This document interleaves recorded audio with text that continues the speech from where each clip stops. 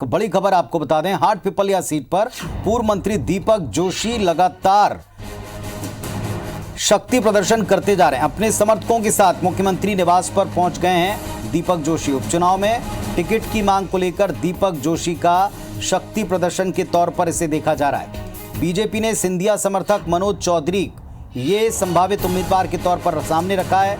पहले भी कई दफा दीपक जोशी खुलकर इस पर अपनी नाराजगी व्यक्त कर चुके हैं। उन्हें मना लेने की भी चर्चाएं चली, लेकिन एक बार फिर वो अपने तमाम समर्थकों को लेकर भोपाल पहुंच गए हैं। और एक तरह का शक्ति प्रदर्शन जो है, इसके पीछे क्या टिकट की दावेदारी है या क्षेत्र के विकास की मांग है जो पहले कहा गया था, ये देखना होगा। ये देखिए आप भोपाल पहुंचने की तस्वीरें। हाटपिपलिया सीट लगातार सुर्खियों में रही। वजह है पूर्व मंत्री का बगावती तेवर। हालांकि शुरुआत में जिस तरीके के तेवर दिखाए थे, बाद में पार्टी के साथ में रहने, पार्टी के स्वर में स्वर मिलाने जैसी स्थितियां भी बनी। लेकिन एक बार फिर सैकड़ों समर्थकों को लेकर भोपाल पहुंचे हैं। उपचुनाव में टिकट की दावेदारी से जोड़ करके इस प्रदर्शन को देखा जा रहा है। उपेक्षा से नाराज बताए जा रहे हैं दीपक जोशी। लगातार पार्टी में उपेक्षा से नाराजगी पहले भी व्यक्त कर चुके हैं और अब फिर समर्थकों के साथ पहुंचे हैं। हालांकि चलने के दरमियान बताया गया कि विकास की बात होगी, क्षेत्र की समस्याओं की बात होगी।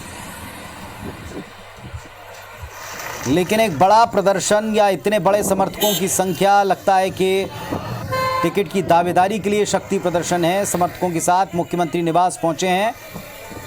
हाटपिपलिया सीट पर दावेदारी करने वाले दीपक जोशी पूर्व मंत्री रहे हैं और वहां पहले से ही जो बीजेपी का तय फॉर्मूला अब की बार के चुनाव में कांग्रेस से आने वाले सिंधिया समर्थक मनोज चौधरी वे संभावित उम्मीदवार हैं। कुछ ही देर में सीएम शिवराज से मुलाकात हो जाएगी।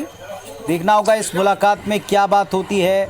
क्या इस मुलाकात में क्षेत्र की समस्याओं की बात होती है या समर्थक और आम लोगों की जन भावना का हवाला देते हुए फिर दावेदारी जताई जाती है।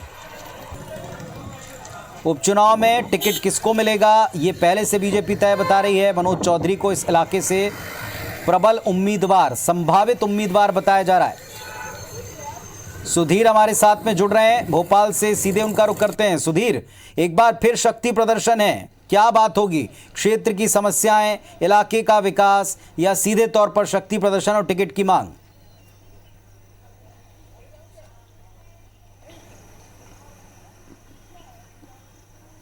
देखिए, निश्चित तौर पर कहीं ना कहीं जब मुलाकात खत्म होगी पुनीत, तो उसके बाद में ज़्यादा बेहतर तरीके से स्थितियां स्पष्ट हो पाएंगी। पर लेकिन दीपक जोशी की नाराजगी की खबरें किसी से छुपी नहीं है और बीजेपी के अंदर हाटपिपलिया सीट से अपनी उपेक्षा से वो नाराज थे। खासकर उनका ये कहना था कि जिन लोगों ने उनके खिलाफ काम किया था चुनाव हरवाने में 2018 के, और ऐसे में उनको बीजेपी में तवज्जो दी जा रही है और कांग्रेस से आए हुए उम्मीदवार जो कि उनके खिलाफ चुनाव लड़े थे उनको तवज्जो देने से नाराज बताए जा रहे थे। हालांकि अपने आप को बार बार उन्होंने पार्टी का अनुशासित सिपाही बताया और कहा कि बीजेपी जो तय करेगी उसके आधार पर ही वो साथ में काम मिलकर करेंगे। पर लेकिन आज बड़ी संख्या में अपने समर्थकों के साथ में मुख्यमंत्री निवास में दीपक जोशी पहुंचे हैं और अंदर मुख्यमंत्री से उनकी मुलाकात हुई है या नहीं हुई है ये भी एक देखना होगा। पर लेकिन मुख्यमंत्री ने चूंकि समय दिया है, लिहाजा मुख्यमंत्री निवास के अंदर गए हैं और मुख्यमंत्री से चर्चा के बाद में क्या कुछ बातें सामने निकल कर आती है ये देखना होगा।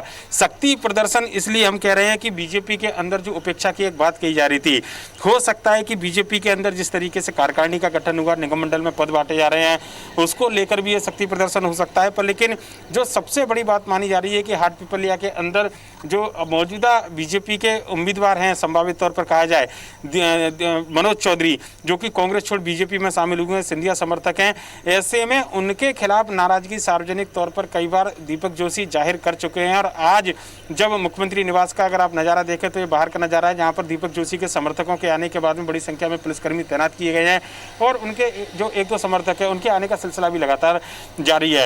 और अगर बात की है तो देखेंगे कैलाश जोशी की मूर्ति, जो गाड़ियां का एक काफिला, अगर मैं दिखाना चाहूँगा कि मुख्यमंत्री निवास के बाहर जो गाड़ियों का काफिला यहाँ पर लगाया गया है उसमें दीपक जोशी के पिता कैलाश जोशी की तस्वीर यहाँ पर है।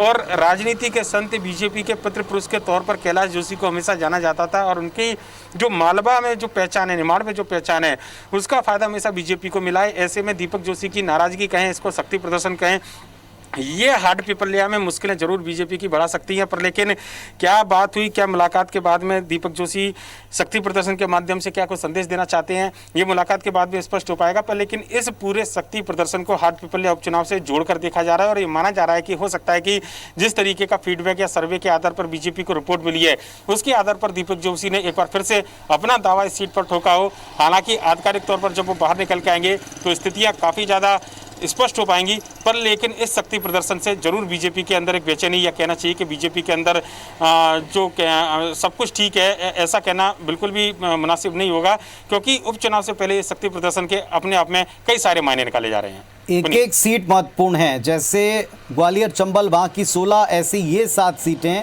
जो मालवा निमाड़ की, ये भी महत्वपूर्ण है। ये बीजेपी का गढ़ कहलाता रहा है और इस गढ़ में अगर सब मिलकर ना लड़े तो परिस्थितियां बदल भी सकती हैं, हालात बदल सकते हैं, जीत के लिए एक बड़ी चुनौती अपने भी दे सकते हैं।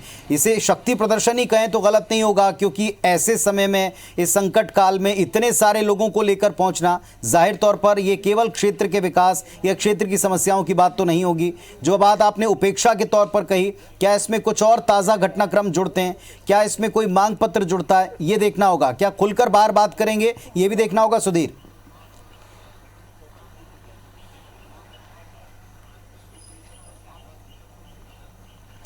निश्चित तौर पर देखिए खुलकर बात करेंगे, क्योंकि दीपक जोशी उन नेताओं में शुमार नहीं किए जाते जो चोरी छुपे अपनी बात को रखे। इससे पहले भी जब भी उन्होंने अगर बगावती सुर अपनाए या फिर अपनी नाराजगी जाहिर की है तो खुलकर मीडिया के सामने अपनी बात को रखा है, क्योंकि दीपक जोशी मध्य प्रदेश के अंदर उन नेताओं में शुमार किए जाते हैं जो कि स्वच्छ राजनीति के तौर पर मध्य प्रदेश के अंदर जिनकी पहचान है।